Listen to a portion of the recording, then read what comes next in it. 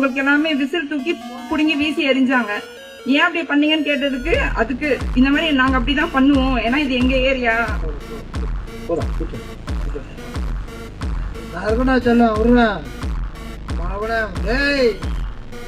சொல்றேன் பாத்துக்கோ, ஜாகிரதை. நீ இன்னும் அசால்ட்டா டீசெண்டா இருக்கேன், முடியலாம இருக்கேன், சொட்டையா இருக்கிறேன், ஏதோ பேசணும்னு நினைச்சிடாத.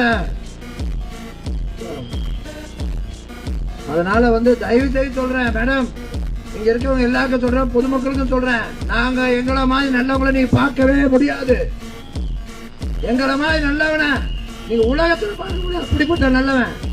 ஆனா அயோக்கியனுக்கு பயங்கர அயோக்கியன் நான்.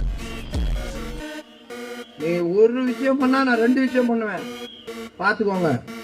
குழந்தைங்களை அடுத்த வாட்டிங்கன்னா திமுக பிரமுகர்கள் இந்த 3 நாள்ல இந்த மிரட்டல் வேலை இதெல்லாம் வேணாம், வெளியில இருந்தா ஆளை இருக்கு.